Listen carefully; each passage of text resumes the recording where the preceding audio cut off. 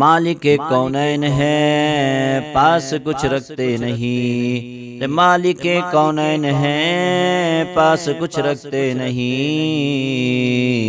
دو جہاں کی نعمتیں ہیں ان کے خالی ہاتھ میں۔ سامعین حضرات، ہمارے نبی کے انتقال کی رات چراغ میں تیل بھی نہیں تھا، جبکہ زمانہ علالت میں آپ کے پاس سونے کے بہت سے روپیے موجود تھے۔ آج مالداروں کے گھر دیکھ لیں، اور بالخصوص اس امت کے لوگوں کے گھروں میں دیکھ لیں کہ سال سال بلکہ کئی کئی سال تک کے انتظامات موجود ہوتے ہیں۔ آج کے اپنے اس بیان میں اسی سلسلے میں آپ کے سامنے بات کریں گے کہ ہمارے نبی کے وصال کی رات، انتقال کی رات، چراغ میں تیل کیسے لیا گیا، کہاں سے لیا گیا، روشنی کا انتظام کہاں سے کیا گیا۔ آپ ہماری پوری بات کو سنیے، اور اگر بات اچھی لگے تو دوسروں تک ضرور پہنچا دیجئے، دوسروں تک ضرور شیئر کر دیجئے، تاکہ دوسرے بھی اس کو جان سکیں۔ زمانہ علالت کا واقعہ ہے بیہقی شریف کے حوالے سے ایک حدیث پاک، آپ کی بیماری کے حالت میں کہ محبوب مصطفیٰ صلی اللہ تعالی علیہ وسلم کی خدمت بابرکت میں سونے کے کچھ روپیے پیش کیے گئے، کچھ سکے پیش کیے گئے۔ آقا کریم مصطفیٰ جان رحمت صلی اللہ تعالی علیہ وسلم نے تمام روپیوں کو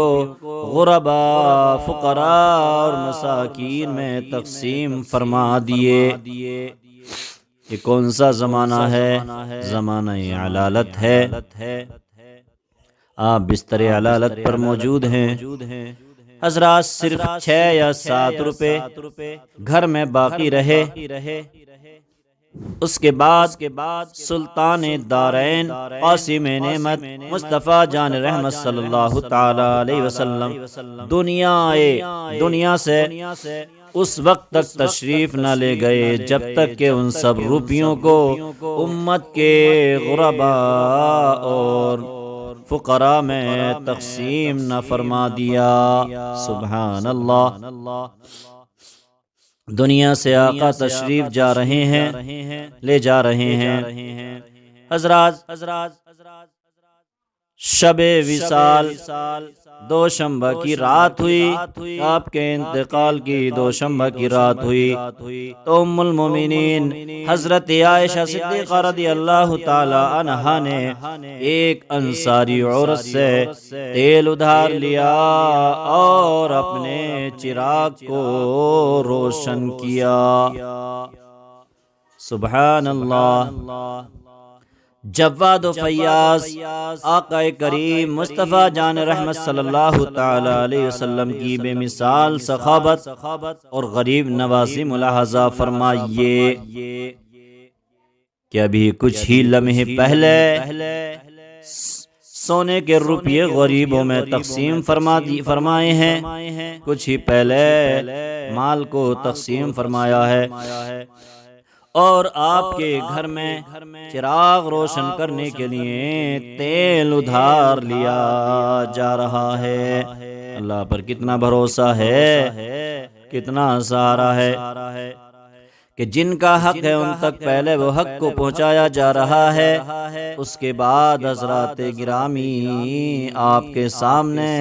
ہم نے پیش کر دیا کہ کیا ہوتا ہے، مال لوگوں کو جن کا حق تھا دے دیا،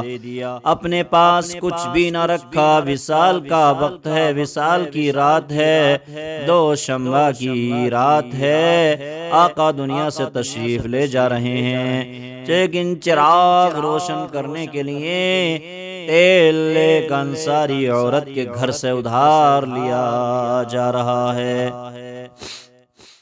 اسی لیے تو جب اعلیٰ حضرت اچھے رضا پیارے رضا کی نظر اس روایت پر پڑی تو بریلی کی سرزمین سے پکار اٹھے، کل جہاں مل کر جو کی روٹی غذا، کل جہاں مل کر جو کی روٹی غذا، اس شکم کی قناعت پہ لاکھوں سلام۔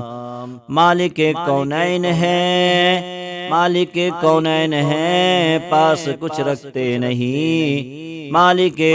کونین ہے، پاس کچھ رکھتے نہیں، دو جہاں کی نعمتیں ہیں ان کے خالی ہاتھ میں۔ بس بات تھوڑی سی اور رہ گئی اور ختم ہونے والی ہے، اس کو پورا سن لیجئے، انشاءاللہ ایمان تازہ ہو جائے گا۔ حدیث قدسی ہے، اللہ تبارک و تعالی نے ارشاد فرمایا، اے محبوب اگر تم چاہو تو ہم تمہارے لیے احد پہاڑ سونے کا بنا دیں، تاکہ آپ اور آپ کے اہل و عیال عیش و عشرت کے ساتھ زندگی گزار سکیں۔ سبحان اللہ، یہ کون فرما رہا ہے؟ اللہ تعالیٰ فرما رہا ہے جس نے ساری کائنات کو بنایا۔ وہ یہ چاہتا کہ ہمارے نبی راضی رہیں، لیکن میرے نبی کا جواب سنو۔ ہمارے نبی نے اللہ کی بارگاہ میں عرض کیا، اے اللہ میں تو یہ چاہتا ہوں کہ ایک وقت کھانا کھا کر تیری شکر گزاری ادا کر سکوں، اور دوسرے وقت فاقے سے رہ کر تیرے ان غریب بندوں کی دل جوئی کروں جن کو وقت پہ کھانا نصیب نہیں ہو پاتا۔ سبحان اللہ، یہ ہمارے نبی کی قناعت دیکھو۔ اللہ فرما رہا ہے کہ اے نبی اگر تمہاری رضا ہو، تم راضی ہو، تو تمہارے لیے احد پہاڑ سونے کا بنا دیا جائے، تاکہ عیش و عشرت کے ساتھ تمہارے گھر والے زندگی گزار سکیں۔ لیکن نبی ہیں، اللہ کی بارگاہ میں عرض کرتے، مولا مجھے یہ سب کچھ پسند نہیں ہے، یہ سب کچھ میری امت کے لیے ہے جو پریشان حال ہیں، ان کے لیے مولا میں یہ چاہتا ہوں کہ وہ عیش و عشرت میں رہیں اور میں فاقے سے رہ کر زندگی گزار سکوں۔ اے قوم کے مالدارو، ہمارے نبی کے امتیو، تمہارے پاس ایک دن، 2 دن، 4 دن کا نہیں بلکہ میں کئی مہینوں کا اور کئی سال کا پیسہ اور روپیہ جمع ہوتا ہے، غلہ جمع ہوتا ہے، لیکن نبی کے نام پر جس نبی نے اس طرح سے زندگی گزاری کہ دنیا میں بھی فاقے سے رہے، فاقوں پر فاقے کیے، مہینوں مہینے گھر میں چولہا نہیں جلا، اس نبی کے نام پر تم خرچ کرنے کے لیے تیار نہیں، مانگنے والا سائل آتا ہے اس کو دینے کے لیے تیار نہیں، اور وہ نبی دنیا سے جا رہے ہیں تو اس حالت میں کہ اس رات میں گھر میں چراغ جلانے کے لیے تیل بھی موجود نہیں۔ اللہ اکبر۔ اس لیے تم اگر نبی کے چاہنے والے ہو، دل میں تھوڑی سی نبی کی محبت رکھتے ہو، اے مسلمانوں، اے نبی کے امتیو، تو ضرور غریبوں کی مدد کرو، ضرور فقراء کا حق ادا کرو، ضرور بیواؤں کا حق ادا کرو، جو پریشان حال بیٹیاں ہیں، نوجوان بیٹیاں ہیں، ان کی شادیوں میں مدد کرو، جو یتیم بچے اور بچیاں ہیں ان یتیم بچے اور بچیوں کی مدد کرو، کیونکہ اگر تم امت پر خرچ کرو گے تو اللہ تبارک و تعالی تمہارے مال میں بے پناہ برکتیں عطا فرما دے گا، اور مال جمع کرنے کا مقصد اصلی بھی یہی ہونا چاہیے کہ ہم جو مال جمع کر رہے ہیں وہ غریبوں، یتیموں، مسکینوں، بیواؤں پر خرچ کریں گے۔ اس لیے قوم کے مالداروں، تم تو اپنا پیسہ خرچ کرنے سے ڈرتے ہو، زمینیں خوب خرید لیتے ہو، پلاٹ خوب خرید لیتے ہو،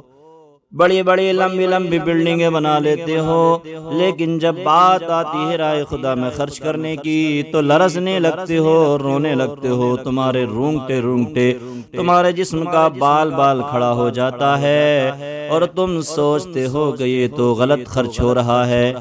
یہ تم سب بلڈنگیں، یہ مکانات کس کے لیے بنا رہے ہو؟ یہ زمین کس کے لیے خرید رہے ہو؟ یہ پلاٹ کس کے لیے لے رہے ہو؟ یہ روپیہ مال کا ذخیرہ کس کے لیے جمع کر رہے ہو؟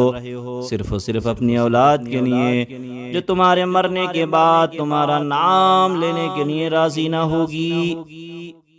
تمہاری قبر تک پہنچنے کے لیے اور دعا اور اصالہ ثواب کرنے کے لیے راضی نہ ہوگی۔ چند دنوں تک تمہارا نام لے گی، اس کے بعد تمہارا نام بھول جائے گی۔ کتنے ہی ایسے مالدار دنیا سے چلے گئے جن کا نام بھلا دیا گیا، لہذا صفحہ ہستی سے، اس زمین سے تمہارا بھی نام بھلا دیا جائے گا، تمہارا بھی نام ختم کر دیا جائے گا۔ تم غریب و مسکینوں پر کیا خرچ کرو گے جب تم مدرسوں اور مسجدوں میں چندہ دینے سے اور مسجد و مدرسوں کا تعاون کرنے سے ڈرتے ہو، اور ان غریبوں کے مجھ سے مقابلہ کرتے ہو جو بیچارے روز کی مزدوری کرتے ہیں، محنت کرتے ہیں، اور کہتے ہو کہ اتنی ہی جگہ ہم گھیرتے ہیں، اتنی ہی جگہ غریب بھی گھیرتا ہے مسجد میں آ کر، اس لیے جتنا یہ چندہ دے گا، جتنا یہ تعاون کرے گا، اتنا ہی ہم کریں گے، ہم زیادہ کیوں کریں، زیادہ چندہ کیوں دیں؟ اے مالدارو سدھر جاؤ، ورنہ تمہاری دنیا بھی برباد ہو جائے گی اور تمہاری آخرت بھی برباد ہو جائے گی، اور قبر کے اندر بہت زیادہ ٹھکائی اور پٹائی ہوگی، وہاں پر یہ تمہارا مال تمہیں نہیں بچائے گا، جس کو مسجد میں خرچ نہیں کیا، مدرسے میں خرچ نہیں کیا، یہ مال تمہیں نہیں بچائے گا، جس سے تم نے زمینیں خریدیں، بلڈنگیں بنائی، جس سے تم نے پلاٹ خریدے اور ذخیرہ جمع کر لیا، غریبوں پر خرچ نہ ہوا، فقراء یتیموں اور مسکینوں پر خرچ نہ ہوا، بیواؤں کا حق ادا نہ ہوا، مدرسوں کا حق ادا نہ ہوا، یہی مال مرتے ہی اور دنیا میں بھی تمہارے لیے وبال جان بن جائے گا، اور مرتے ہی تمہارے لیے وبال جان بن جائے گا، اور قبر میں تمہارے تمہارے گلے میں توق بنا کر اس کو ڈال دیا جائے گا۔ اس لیے جب اللہ نے مال دیا ہے تو نبی کے طریقے کو اپنا کر زندگی گزارو، اور اس کو خرچ کرو، جتنا ہو سکے خرچ کرو، مختصر سا مال اپنے لیے جمع کرو، تاکہ بس اتنا جو زندگی میں کام آ سکے، اس کے علاوہ غریبوں پر خرچ کر دو، یہی تمہارے لیے ذریعہ نجات بن جائے گا، یہی قبر کی روشنی بن جائے گا۔